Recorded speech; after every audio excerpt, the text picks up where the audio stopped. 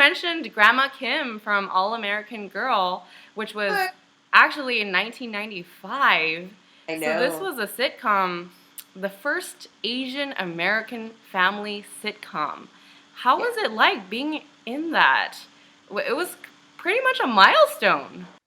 It was a milestone, but it felt like it was kind of chaotic because, uh, you know, people didn't know really how to approach it in terms of creating it. And Margaret was really young and she just wanted this to be the best show ever. And there was so much criticism from the Korean community about Wow. her Oh, because, really? oh my God, there was this small part of the community that felt she didn't look good enough. Like, Wow. they didn't want her to be representing their Oh, community. wow. But you know what I'm talking about. It's like if we're going to put our face forward into the mainstream, we would like the gorgeous, thin, perfect, sweet, well spoken, not this, great stand up who's loud Outspoken. and abrasive and, you know, colorful and not the picture, like she didn't have her eyes done. She didn't have, she didn't have the beauty factor that was accepted in the Korean Oh, community. wow. So there was a small portion of the people that felt she was not the best representation. But it's like I always said, when you're coming out of the desert, you'd think if you gave them a glass of water, they'd be grateful. But no, they have an idea of what they want and they're not going to shift. It's it's like I knew there was going to be criticism, and there was a small group of people that was very critical, and I think that made the network really skittish, and they tried to accommodate. We also didn't have any. We had one, maybe two. We had two Asian writers on the show, and I don't think they had a lot of experience. They were women, Asian women writers, so they were also, I'm sure, not as aggressive in that writing room as they could have been because they had not a lot of experience writing for sitcoms. And I'm sure they were reminded of that every day.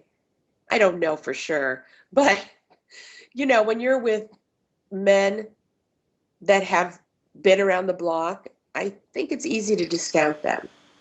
So they Wow. might have been just for show.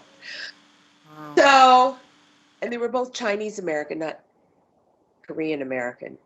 Now there are more writers, tons of writers, like on Fresh Off the Boat, Asian writers, Chinese American writers, but also writers that have immigrant experience. So, the show's not just about the Asian immigrant experience, but it's about the immigrant experience. And I think, if we had been specific on our show, but also if we had taken it to a different level, we might have been more successful. But, we were pretty successful. We were still on that uh, bubble where another show that was getting the same numbers as ours, the Drew Carey show, was picked up and then went on for like 10 seasons or something. If we'd been picked up for another season, I think we could have rectified a lot of the issues. Oh, yeah. There was I think there was I read 19 episodes actually. Yes. Yeah. Yeah. So how do you think that 20 years later, after All American Girl, the media landscape has actually changed in relation to Asian Americans in the media? Well, on ABC alone, the pilot we did was for ABC. And so it's a remarkable show, that pilot, because it's so diverse. But, there's Fresh Off the Boat, Dr. Ken, um, Quantico.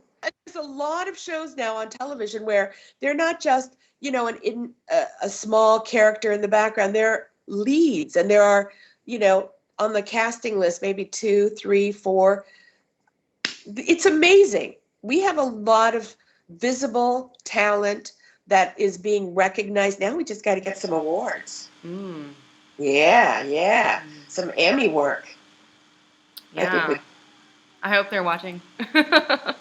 watching too. I joined the Television Academy last year just because I wanted to be able to vote for more Asian Americans. There's a wonderful work being done by Asian Americans on I know. television.